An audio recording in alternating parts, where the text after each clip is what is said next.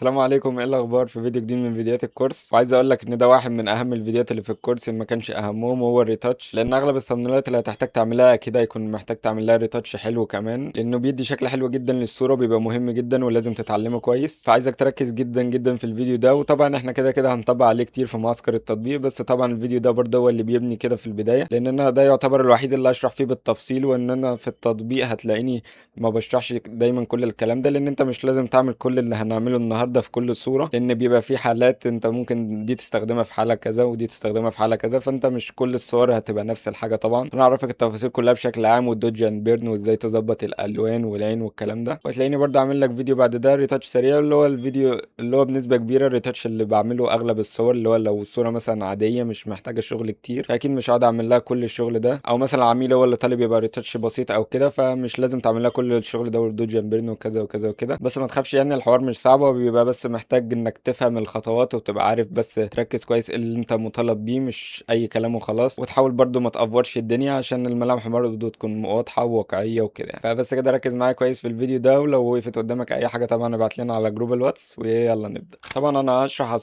الصورة دي طبعا، يعني هي ككواليتي معقولة بالنسبة للشغل اللي هيجيلك. انا ما حبيتش اشرح على صورة بكواليتي عالية، يعني الفيديو اللي بعد ده اللي انت تشوف اللي هو الريتاتش التاني، هتلاقيني شارح على صورة بكواليتي عالية، فده بيبقى الريتاتش فيها طبيعي اسهل من صور زي دي. بس انا حبيت ان اعمل ريتاتش على صورة واقعية من اللي هتلاقيها بتجيلك دايما في شغل الفريلانس وكده. وعايز اقول لك ان صورة زي دي يعتبر حلوة، يعني بالنسبة للي تجيلك في شغل الفريلانس وكده، هتلاقي صور طبعا اسوأ من كده بكتير. هي دي بس مشكلتها مثلا الاضاءة مش مظبوطة وكده، فاحنا هنحتاج نظبط الاضاءة ان هي هنا زيادة عن هنا، فانت بتحلل الصوره بعينك كده في الاول. فانا بس حبيت اقول لك النقطه دي، يعني ان انا ممكن اجيب صوره بكواليتي عاليه ونعمل لك عليها ويطلع الريتاتش 10 على 10، بس انت استفادتك هتكون اقل بكتير من ان انا اجيب لك صوره من قلب السوق بجد، وان انت تبقى عارف ايه اللي ممكن يحصل لك، يعني او ايه اللي ممكن هيجي لك وتشتغل عليه ازاي وتعالجه ازاي، لانه اكيد يعني انت مش هيجي لك كل العملاء بروفيشنال في الاول كده، وده اللي انت هتتعلم عليه. فبس كده، دي يعني الصوره بشكل عام، انت تبص عليها بصه كده قبل ما تشتغل، مش حاجة ثابتة ولا حاجة، فانت بتبص كده. انا زي ما قلت لك الصورة دي الاضاءة هنا ازيد بكتير من هنا، فانت تبقى عامل حسابك ان انت هتحاول تظبط الدنيا. وعايزك تفهم برضو الاضاءات بشكل عام، يعني دي حاجة على السريع كده. الصورة زي دي الوش بتحلله ازاي؟ في الجزء ده اللي هو بإضاءة عالية ده بيبقى اسمه هايلايت، او اللي هو هاي تون، اللي هو بيبقى الاضاءة فيه عالية. في مثلا الجزء اللي هو زي ده وده كده، ده بيبقى اسمه ميد تون. ميد تون ده اللي هو وسط يعني، ولا شادو زي ده ولا هايلايت زي ده. والجزء ده طبعا اسمه شادو، اللي هو الغامق ده. فالشادو ده بعدين هتعرف ان هو احنا برضو بنعمل له بيرن، والهايلايت ده بنعمل له دوج. هتعرف كل حاجة بعدين، بس انا حبيت افهمك برضو الكلام ده عشان تكون فاهم شوية نظري، يعني مش كله عملي بس وخلاص. فبس كده، اول حاجة معايا اجيب الصورة كده واشيل الخلفية عادي من السلكت سبجكت. هيشيل الخلفية كده، اروح دايس ماسك عادي، وبعدها عشان اركز لو في اي مشكلة في القص ولا حاجة، اخلي وراه لون خلفية فاقع، اللي هو غير لونه خالص، ما يبقاش اسود، يعني عشان انا مش هاخد بالي قوي من الشعر وكده. فنخليها مثلا احمر، او يا اما اخضر كده، لون فاقع، عشان فاهم تقدر تحدد بسهولة لو في اي عيب هنا او حاجة في القص او كده، فتقدر تعالجه يعني بسهولة. يعني انت يعني بتحاول تخلي القص يعني على قد ما تقدر 10 على 10 يعني. فمثلا هنا اهو انا جيت بالفرشة السوداء، مثلا حتة زي دي مثلا تشيل.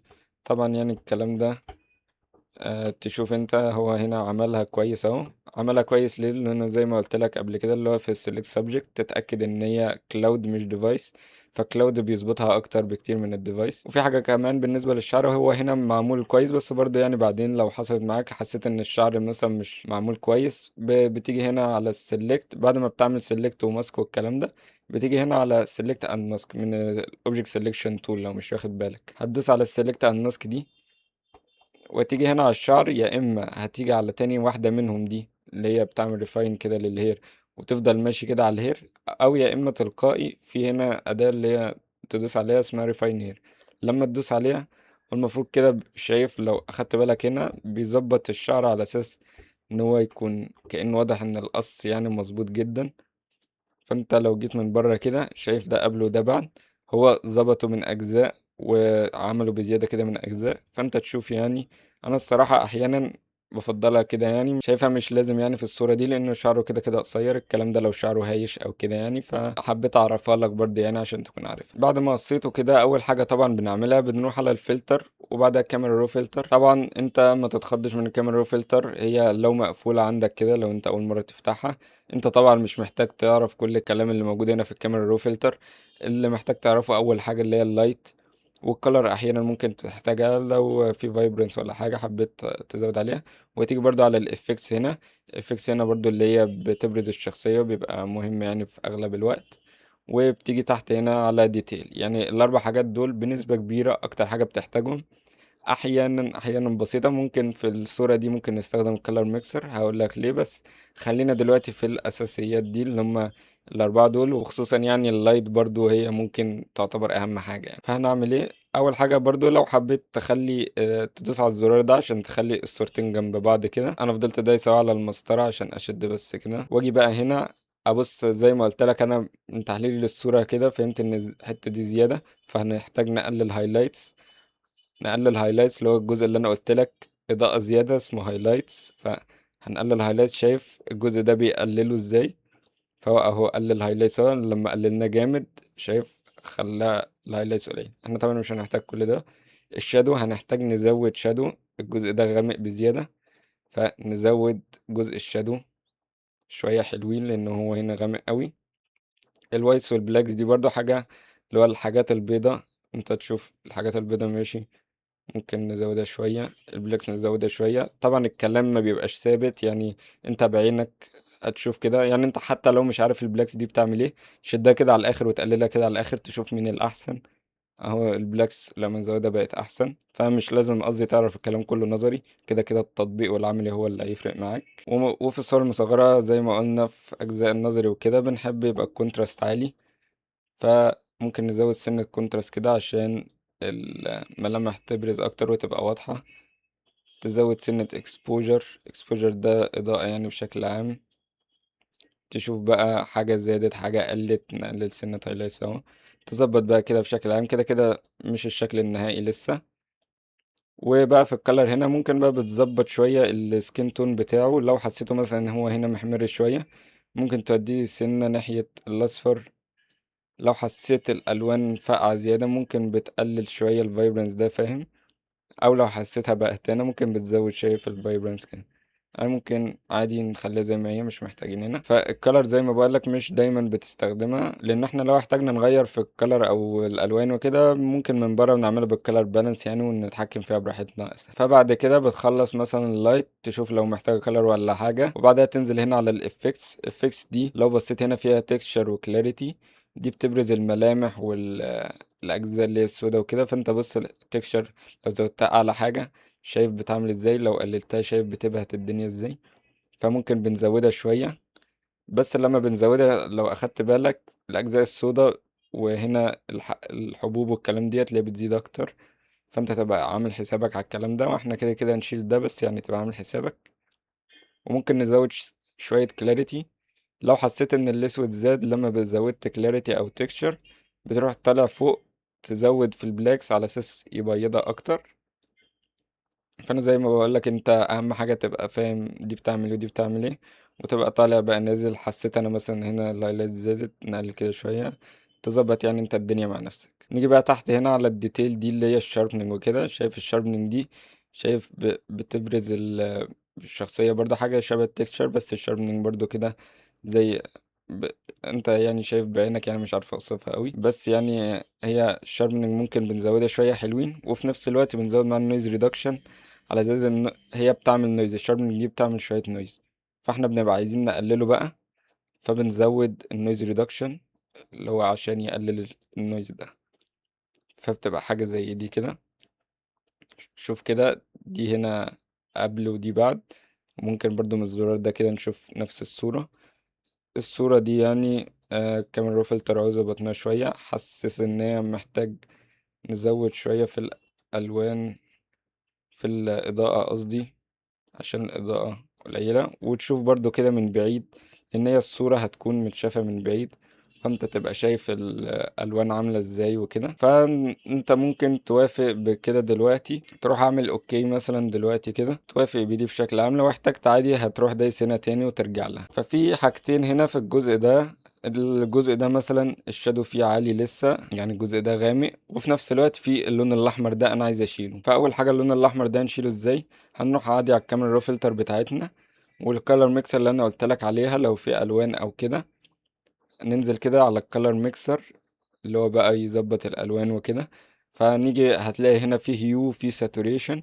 فلو جينا هنا على الهيو، هو اهو مكتوب لك ريدز اورنج يلوز. فريدز دي اللي هو تغير كل الالوان الريد اللي موجوده في الصوره. فاحنا دلوقتي لو غيرنا من الوان الريد اللي موجوده في الصوره، شايف هو بيغير اهو اللون، خلاه برتقاني خلاه بامبي. فاحنا تبقى واخد بالك برضو لو في اي لون تاني. هو شايف كان بيغير الشفايف برضو. فانا ممكن اوديه سنة ناحية البرتقاني بس كده، قريب من لون البشرة، عشان بس يبقى قريب من لون البشرة بتاعتي. وبعدها اروح على الساتوريشن بقى. الهيو ده اللي هو بيغير اللون، انما الساتوريشن بقى اللي هو بيقلل تشبع اللون. فدلوقتي عايزين نقلل التشبع ده بتاع الاحمر اللي كان موجود. قلل اهو التشابه شوية. تشوف بقى تظبطه كده لحد شايف من بعيد اهو بقى حاجة زي كده. طبعا هي مش احسن حاجة، بس لسه طبعا هنظبطها بره. اهم حاجة ان هي شايف كانت حمراء، ظبطناها على الاقل خالص، بقت قريبة من لون الجلد يعني. وانت بقى تشوف لو تقدر تظبطها على قد ما تقدر. فندوس اوكي. ده بالنسبة للون الاحمر اهو يعتبر عالجناه. انما بقى لو انت مثلا في جزء في الصورة بس عايز تعمل له كاميرا رو فلتر، مش الصورة كلها، فتعملها ازاي؟ هتيجي تعمل كاميرا رو فلتر تانية، مش هتروح على نفس الكاميرا رو فلتر دي، هتعمل كاميرا رو فلتر تانية. يعني جينا ندوس كاميرا رو فلتر، اعمل كاميرا رو فلتر جديد على دي. فتقدر تعمل انت ماسك جوه الكاميرا رو فلتر ازاي؟ هتيجي هنا تحت شايف على رابع واحدة دي، هتلاقي هنا ماسك اهو. يعني انت تحدد انت مثلا بالبرش او باي شكل انت عايزه. يعني مثلا ممكن البرش افضل، اخترت انا اهو البرش، وممكن انت تختار الحجم والكلام ده كده. وممكن بالبرش كده شايف اختار انا، بدوس انا اهو على الجنب ده على اساس الجنب ده بس هو اللي انا عايزه يكون عليه الكاميرا رو فلتر اللي انا هعمله دلوقتي. هتيجي بقى تنزل انت هنا، هو هيعمل الشغل اللي انت هتعمله دلوقتي اهو في اللايت، هتلاقيه هيعمله ويشغله على الجزء ده بس. فانا شايف لو عليت اكسبوجر شايف شغال على الجزء اللي انا حددته ده بس. طبعا احنا نشوف اللي انت محتاجه. ممكن نقلل شوية، نعلي الهايلايت شوية، نعلي الشادوز، نعلي شوية بلاكس وكده. طبعا ما تعلي زيادة عن اللزوم عشان هيبقى مش واقعي كده. لو عليت حاجة زي دي شايف فواضح ان هو آه، في مشكلة في الصورة. فبس حاجة بسيطة كده على اساس ان هو ايه ما يبقاش على الصورة كلها يعني. فانت تحاول تظبطها على قد ما تقدر بس كده. ممكن تبقى حاجة زي دي، نشوف قبل وبعد. شايف حاجة بسيطة كده ماشي يعني، ممكن مقبولة. انا برضو حبيت اقولك على الجزء ده بتاع الكاميرا رو فلتر والماسك يعني. دي لو ما تعرفوش يعني، هو هنا او يعني حاولنا نظبط الدنيا على قد ما قدرنا. فبس كده خلصنا يعتبر الكاميرا رو فلتر. لو احتاجنا حاجة نرجع لها تاني. في بقى جزء هنا لو الجلد كده تحسه مش محتاج يتنعم كده او يتظبط اكتر، ففي حاجة هنا برضو في الفلترز. هتيجي هنا هتنزل على النيورال فلترز دي اللي هي اللي في النص دي كده، هتدوس عليها. وبعدها تيجي هنا على حاجة اسمها سكين سموثين. لو مش متحملة عندك زي اللي تحت دول هتحملها، وبعدها هتفعلها عادي على الصورة اهو. اول لما فعلناها لو اخدت بالك بنعم الوش كده، ولو في اجزاء مش ناعمة اغلب الوقت يعني بيعمل كواليتي بتبقى حلوة يعني. مش دايما بستخدمه، ساعات بيبوظ الصورة، بس يعني تبقى عامل حسابك ان هو شايف بيدوب الدنيا كده شوية. بص ده قبل وده بعد، فتبقى عامل حسابك في الجزء ده يعني، وان احنا هنحاول نرجعها تاني. فانت تحاول تظبطها على قد ما تقدر. بعد ما تخلص هتعمل اوكي. فانت بقى بعد ما تخلص انت الحوار ده، تروح انت مخلي الكلام ده كله سمارت اوبجكت، عشان هتلاقي الدنيا ممكن اتقل سنة. فبدل ما تبقى تقيلة كده هتتعامل معاه على انه صورة واحدة كده. تروح دايس كليك يمين وبعدها convert to smart object، فبقت صورة واحدة كده اهو. مراجعة سريعة كده. أول حاجة عملنا الكاميرا رو فلتر وظبطنا على الوان على قد ما قدرنا، وتبقى عامل حسابك برضو ان لسه هيبقى فيه دوجيان بيرن وكده. وبعدها لو البشرة تحسها محتاجة تتنعم وتتظبط كده، بتروح جاي هنا تعمل نيورال فلتر سكين سموثين، فبس كده هتظبط الدنيا وتخليه سمارت اوبجكت عشان ما يعلقش معاك وتتحرك بيه بسهولة. بس كده نكبره بقى شوية كده على قد الحجم اللي احنا عايزينه. يعني انا مثلا الصورة لو هو هيبقى حاجة زي دي كده، في ناس بيبقى دايما خايفين يكبروا الوش. هو مادام مش عامل حاجة بإيده، أو ما فيش حاجة في التيشيرت أو كده، فأنت هتسيب التيشيرت ليه كده وهو واخد مساحة نيجاتيف سبيس، يعني ملهاش لازمة. فممكن حجمه هيكون حاجة زي دي كده. فماشي، ظبطنا حجمه اهو. هنيجي بقى دلوقتي على الجزء اللي هو الريتاتش الوش بقى، حاجات هنا بالادجستمنت والكلام ده. نيجي على اول حاجه كده على السريع قبل ما ننساها، هي الاسنان. اسنان مهمه جدا وهتنساها لو سبت اسنانه كده، فانت يعني دي يعني مشكله بالنسبه لي. فانت لازم لا تروح شايل الاسنان.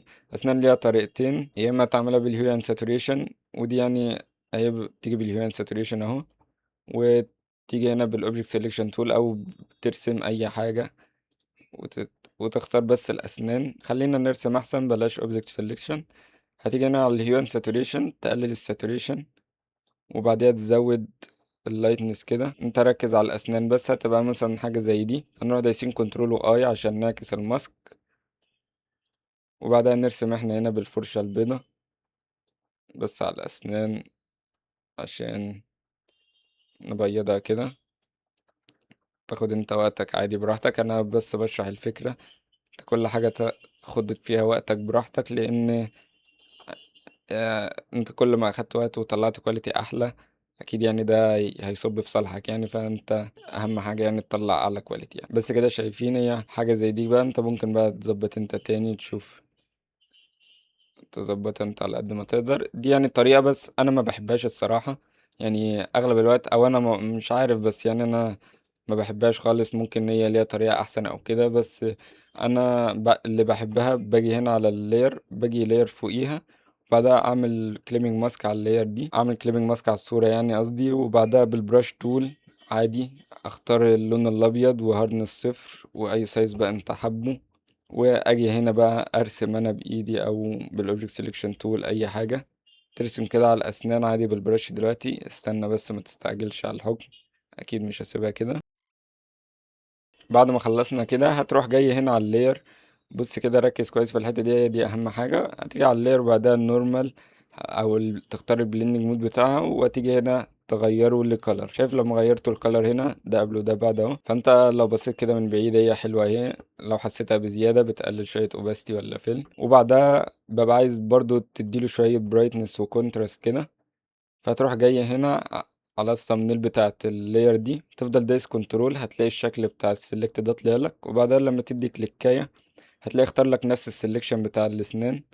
هنروح جايين هنا فوق اللاير برضو كليبنج ماسك، تروح عامل برايتنس وكونتراست عشان نظبط انت بقى، تعلي شوية برايتنس، تعلي شوية كونتراست. تشوف بقى تظبطها انت على قد ما تقدر. اهم حاجة بس تكون الاسنان بيضة. فهي حاجة زي دي اهي حلوة. حسيتها اوفر زي ما قلت لك، قلل شوية براحتك يعني. بس هي بشكل عام الاسنان بتكون اوفر شويه يعني في الثامبنيلز يعني. اكيد ما فيش حد اسنانه كده يعني قوي، بس يعني هي بتبقى بيضة على قد ما تقدر يعني. فدي كده معقولة جدا وحلوة. وفي حاجة كمان أغلب الوقت بتعملها، اللي هو العين برضو بتبقى مهمة إن هي تكون بارزة جدا وواضح الملامح. العين لو أخدت بالك هنا فيها أحمر كده مش أبيض قوي، فنروح عاملين لها لاير تانية زي دي اللي هي معمول لها كلر وكده. لاير اهي جديدة وباللون الأبيض، نرسم بس كده بشكل واقعي بس كده. ممكن بس كده بعد ما تخلص هتروح اعمل لها برضو البليندنج مود، هتحوله الكلر. بس طبعا هنا انت هتلاقيها مثلا لو بصيت من بعيد هتحسها شارب كده من الجناب دي، فتعمل عليها ماسك وتحاول تخففها بس كده من الجناب، يعني بالفرشة السودا كده، وتبقى مكبر الهاردنس كده. شايف الجزء ده شارب كده، فتدي كام كليكاية كده هتحسه بقى اخف يعني شوية، عشان تكون واقعية على قد ما تقدر. لو حبيت تغير النورمال كده تخليها حاجة زي دي عشان تاخد بالك من، شايف لما انا بدي كليكاية من هنا اهو، مش هتبقى شارب كده من الجناب، انت تحاول تظبطها كده. بس هي بقت حاجة زي دي، وخلينا هو كلر حاجة بس خفيفة كده عشان عينك لو فيها اي حاجة. وعينه بشكل عام او الجزء ده كده بتحتاج تعليله البرايتنس او الاكسبوجر كده على اساس ان هو يكون واضح اكتر. فهتاخد برضو كده برايتنس او اكسبوجر وتعلي شوية كده فيها في البرايتنس، ممكن شوية كونتراست برضو. علينا شوية برايتنس وشوية كونتراست، وبعدها ادوس كنترول واي وارسم بالفرشة البيضة. هيبقى الجزء ده كده والجزء ده كده. وطبعا لو زيادة تشيل انت كده، احنا مش عايزين اللي تحت ده دلوقتي ولا هنا. هو طبعا زيادة، احنا لسه هنقلله شوية. حسيته زيادة هتروح بقى مقلل شوية فل ولا اوباستي لحد ما يظبط معاك. لو بصيت بقى من بعيد كده، بص ده كده قبل ما احط البرايتنس وده كده بعد، بتحسه من بعيد العين بتكون واضحة. يعني العين يعني مهمة برضو ان انت تكون من بعيد كده شايفها كويس. لو شلنا اهو الاتنين دول تحسها غامقة كده شوية، لما حطيناها العين بقت يعني احسن يعني بالنسبة لي. دي برضو حاجة فاهم على السريع كده بسيطة. لو حبيت تحطها يعني عشان لو العين غامقة او كده يعني برضو تكون مهم. نيجي بقى الحاجة بقى واللي هي الناس كتيرة بتبقى عقدة بالنسبة لهم، وهي الدوج اند بيرن. انا زي ما قلت لك مش كل الصور بعملها دوج اند بيرن. في صور لو كواليتي الصورة كواليتي حلوة بتبقى هي الملامح متظبطة وكده، اظبط بس في الكاميرا رو فلتر والاسنان وممكن العين وكده وحاجات بسيطة يعني وخلاص. انما الصورة زي دي انا عايز اظبطها اكتر، فيها مشاكل لسه، فعايز اعمل لها دوج اند بيرن. فانا دلوقتي ممكن اعمل دوج اند بيرن، بس الاول انا في حاجه برضو افتكرتها قبل ما نعمل دوج اند بيرن. هو هنا نشيل الحبوب دي، فعادي انت ممكن تعملها قبل الدوج اند بيرن او بعد الدوج اند بيرن، مش فارقه قوي يعني. تشيل الحبوب دي ازاي؟ او حبوب او اي مشاكل في الوش كده، تروح جاي هنا على الصوره بس. في حركة كده، انت دلوقتي الصورة دي سمارت اوبجكت صح؟ يعني انا لو دخلت كده اروح لاصل الصورة ماشي، انا مش عايزها تضيع مني الجزء ده، فاروح واخدها كوبي كده. انا قلت اهو شدتها واعمل انفيزبل لللاير اللي تحت دي. انا مش عايز، انا بس حاططها كده كستبن او احتياطي لو احتجت اي حاجة بعدين، عشان انا هعمل ريسترايز لللاير دي دلوقتي لاني هشيلها بالسبوت هيلينج براش تول. لو انت جيت اوي على الريموف تول دي، سبوت هيلينج براش تول، هي لازم عشان تشتغل تبقى الصورة معمولها ريسترايز. فانا دلوقتي لما ادوس كده كليكاية وبعدها اروح دايس اوكي، عمل لها هو. لو بصيت تحت عمل لها ريسترايز تلقائي. ريسترايز دي معناه ان هي خلاص ما بقتش سمارت اوبجكت، ما ينفعش اروح للاصل. فلو انت بقى بعد ما اشتغلت وكده وبعدها افتكرت مثلا هو العميل قال لك عايز تعدل حاجه جوه ولا كده، فانت كده ضاعت منك، مش هتقدر تعدل حاجه جوه الصوره دي يعني اللي هي الاصليه. فانت لازم يعني تكون عامل حسابك لكل حاجه يعني، عشان لو اي حاجه حصلت يعني تبقى عامل حسابك برضو هنا. لو قال لك مثلا عايز يعدل حاجه عادي اهي دي معاك اهو، هتاخدها تعمل تعدل التعديل ايا كان. بس هتحتاج بقى ساعتها تعيد السبوتيلينج براش تول، بس يعني اهم حاجه ان هي ما تروحش منك يعني. فالمهم انا دي بس حبيت اقولها كده. نيجي بقى هنا ونزوم هنا احنا اهو بالسبوتيلينج براش تول اي حاجه زي كده، كليكات صغيره بس مش كليكات كبيره. ما تعملش كده برش كبيره وتقول لي انا هعمل كده واشيل، شايف هيبوظ الدنيا خالص. هي صغيره كده، كليكايه كليكايه كليكايه كليكايه، اي مشاكل كليكايه.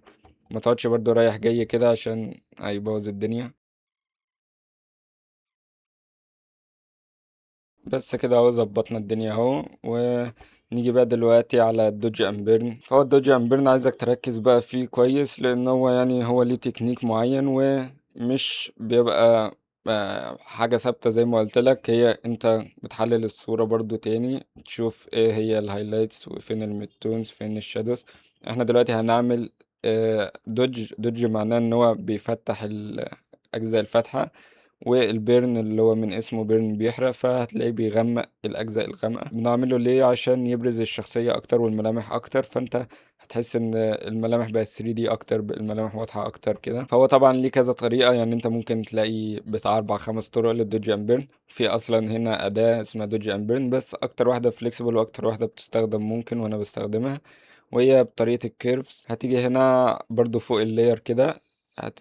من الادجستمنت هنا تختار الكيرفز دي، هتدوس عليها وبرضه تعمل لها كليبنج ماسك كده. هتعمل 2 كيرفز، واحدة هتطلعها كده لفوق شوية من النص، هتمسكها من النص كده تطلعها لفوق شوية لحد ما تبقى فاتحة كده حبة حلوين زي كده. وبعدها تعمل كنترول واي للماسك عشان احنا لسه هنرسم. ممكن تسميها هنا دوج او دي اي حاجة. فدي الدوج. هتعمل لاير تانية، تجيب كيرفز، اخدت اول لاير تانية عملت او كليبنج ماسك برضو، وتبص هنا تحت، المرة دي من النص برضو بس هنشدها تحت كده، مش هتشد كتير بس تبص هنا يعني الأجزاء الغامقة هنا مظبوطة. فخلاص هروح دايس كنترول واي برضو، تسميها بيرن بس عشان ما تبقى أسهل لك، يعني الأفضل تكون منظم كده يعني إن هي عشان تبقى فاهم الدنيا. هنيجي بقى هنا على الدوج أول حاجة، وبالبرش أنا جيت أهو على الماسك بتاع الدوج، والبرش هتخلي الفلو، هتنزل الفلو بس ليه مثلا ممكن 10 12 15 كده، ففي الرينج ده يعني بس كده. فانت هتيجي بقى هنا وتزوم كده، وممكن تبدأ بقى الأجزاء الدوج هنا، يعني الأجزاء الفاتحة هي اللي هنبدأ نفتحها.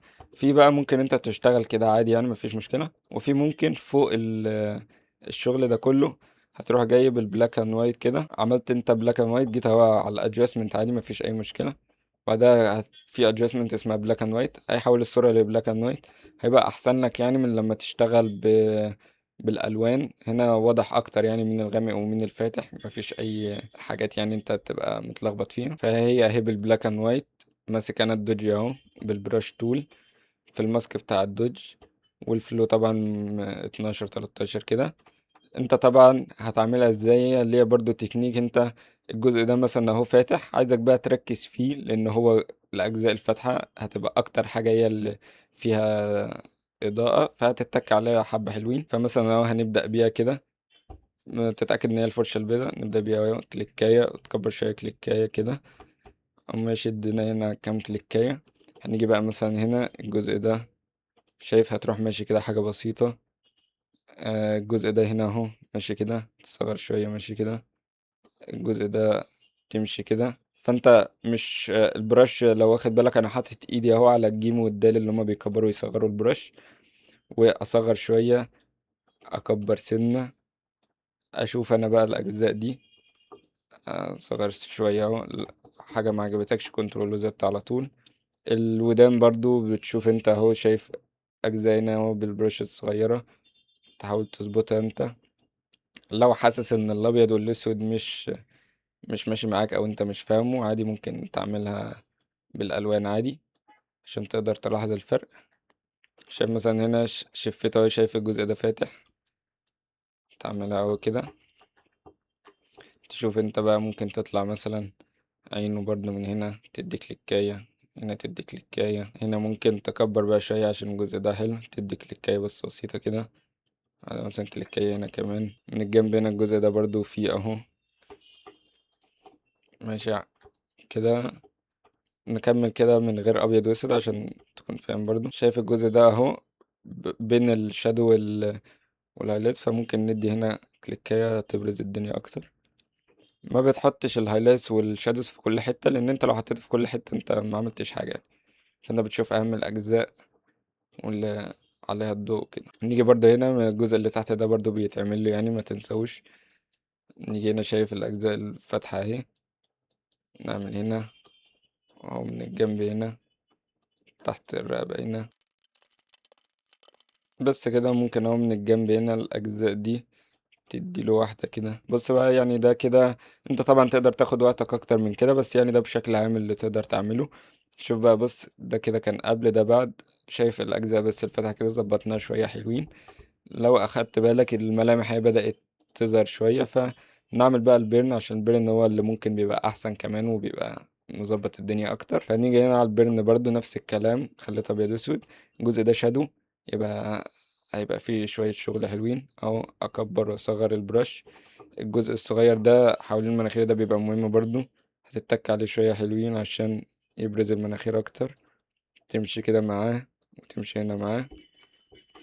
هنا مثلا الجزء ده كده في اهو شعره برضو، تمشي عليه كده شوية بالبرن. هنا كده اهو، هنا اهو كده، تمشي مع الأجزاء دي كلها. أي حتة غامقة ظبطها بس كده عشان تبرز الدنيا أكتر. شايف حتى الحتة دي اهو، كبر شوية كده وامشي كده ماشية بسيطة. الحتة دي برضه اهو امشي كده ماشية بسيطة، هنا امشي ماشية بسيطة. لو أخدت بالك الدنيا اهي بدأت تبرز أكتر. فيعني اي جزء كده غامق هو بتبرزه، اللي هو عشان تخلي الدنيا 3D اكتر. وزي ما قلت لك انت تبقى ماشي كده واحده واحده، وطبعا الكلام ده مع الوقت لازم تطبق. شايف اهو جنب المناخير ده ممكن برضو نديله واحده عشان شايف برضو الجزء ده اللي هو بتاع المناخير ده برضو مهم، بتصغر كده وبتمشي كده بسيطة. انا عامة انا شغال بالماوس، لو الناس يعني بتبقى فاكرة ان انا شغال بالجرافيك تابلت ولا حاجة، لا بالماوس عادي، فتقدر عادي تعمله مفيش اي مشكلة. عينه حتى اهو، هنا اهو. خلي بالك بس عشان العين تحت العين الهالات وكده ما يفضلش ان هي تكون سودا، فتخلي بالك يعني مش لازم تكون تمشي وراها يعني. وشعرها الكبير كله. نشوف بقى كده اهو. شايف ده كده قبل وده بعد البيرن، ظبط الدنيا برضه بشكل عام. تقدر لو انت حسيته خفيف تقدر تزود من هنا شوية حلوين كده. هو طبعا كده زاد، وتقلل بقى انت الفل بقى براحتك اللي انت حبه. الدوج حسيته زيادة، ممكن بقى انت تظبط كده وتقلل شوية فل كده. وفي بقى حاجة لو حسيتهم شارب، يعني انا حسيتهم شارب سنة، شارب دي معناه انه شايف الحتة دي شارب شوية، الحتة دي شارب شوية. فانت ممكن بتيجي على الماسك كده، شايف الفيزر ده، الفيزر ده شايف اللي بيدوب كده، ممكن تكبره كده شوية عشان يدوب الدنيا، ما يخليهاش شارب قوي كده. شايف انت تحسها بتدوب كده شوية، ما تزودهاش قوي برضو كده عشان انت كده تحسك ما عملتش حاجة. حاجة بسيطة كده. ومن هنا حاجة بسيطة برضو كده، مش قوي برضو لأن في أجزاء محتاجين منها بتاع. نقلل سنة كمان. نبص بقى من بعيد، نظرة سريعة. شغال ماشي. اهم حاجة يعني انت تفهم الفكرة، وده بشكل عام. الحاجات بقى الفروقات البسيطة اللي هو انت تطلع احسن من تاني او كده بيبقى طبعا خبرات، وهو ممكن بياخد وقت اكتر في الريتاتش، بياخد وقت اكتر في التفاصيل، فدي طبعا اللي بيفرق واحد عن التاني. اهم حاجة انت بس تبقى فاهم الفكرة بشكل عام، متبصش بس عليها كده وخلاص، لا طبق وكده، وهي طبعا مع الوقت هتظبط الدنيا اكتر. في برضو حاجة كمان احيانا بعملها برضو حبيت اقولها لك. هتيجي بقى على اللاير عادي دي بتاعت الصورة او اللي تحت خالص، وتيجي هنا من فوق على select، وبعدها تختار color range. ركز اهو color range. وبعدها لو هي عندك هتبقى sample color كده، هتنزل تحت هنا على highlights، وهي بتبقى ممكن 190 كده ولا حاجة. انت على حسب الصورة ممكن بتبقى فرنج 200، 200 وشوية كده. فانت انا شايف اهو ممكن 211، 210 وبس كده، متغيرش حاجة تانية، هي اللي فوق 20%، وهتدوس اوكي. هو بس بيختار الأجزاء اللي فيها highlights وكده. هتروح انت جاي بالادجستمنت وتعمل اكسبوجر، وتزود كده الاكسبوجر سنة. شايف الاجزاء دي بتظبطها شوية.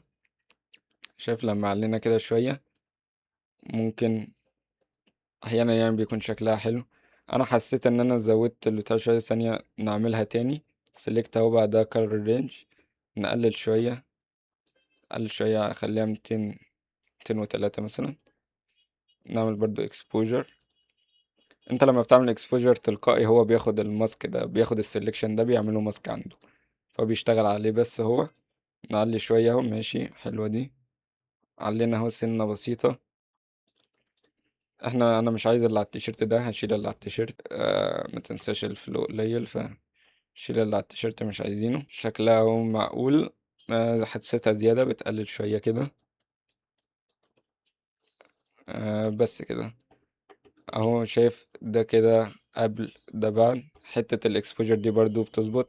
في صور تانية بتظبط اكتر من كده، بس انا شايفها يعني بتبقى حلوة لو اخدت بالك. شايف الجزء ده عمل له برضو، تحسه عمل له دوج، عمل له دوج يعني، وظبطه كمان. ولو مثلا حطينا خلفية تانية بلون تاني، حاجة زي دي مثلا كده، عشان بس نعمل الجلو اللي وراه. لو مثلا هو في خلفية زي دي، هتيجي بقى هنا عادي تعمل لاير جديدة ورا الشخصية بتاعتنا، وتغير البليندنج مود بتاعها اللينير دوج اد او كولر دوج. خليه بس اللينير دوج اد دلوقتي. واجي بس وراه هنا اصغر كده البرش، ادي كليكاية اكبر شوية، كليكاية اكبر كمان، كليكاية كليكاية كده. وممكن بقى ايه تروح مقلل شوية فلو، ممكن تفتح اللون اكتر وتكبر بقى كده. كليكايات بسيطة كده كمان. حسيتها زيادة تروح مقلل فل، تقلل فل مش اوباستي، اهم حاجة فل مش اوباستي. لو اخدت بالك الفل بيبقى لسه فيه جلو او فيه يعني تحسه انه اضاءة بجد. لو قللت اوباستي بتحسه بيبهت كده شوية. حبيت تعمل بقى جلو ريم لايت والكلام ده اكيد احنا عارفينه يعني واخدناه. طبق انت عليه براحتك اهو. يعني ده خلاص كده الريتاتش بشكل عام. يعني اتمنى تكون فهمت. انت طبعا لازم تطبق وتقدر انت تطلع كواليتي احسن من دي، بس ده بشكل عام اللي بيحصل. حسيت اي حاجة زيادة كده تشيلها براحتك. وده كده يعني خلاص اهو بعد اللي احنا عملناه، وهي كده كانت قبل. شايف اهو يعني فرق ملحوظ. اهم حاجة بس الاسنان والتفاصيل الوش، ومفيش حبوب والكلام ده. تبص دايما من بعيد مش من قريب. يعني هي الصورة هتبقى متشافة حاجة زي كده، فانت تبقى فاهم ان انت يعني تبقى وازنها، ان هي ولا تحط قليل قوي ولا تحط كتير قوي، ان هي الافريج بتاعها ان هو بيتشاف حاجة زي كده يعني.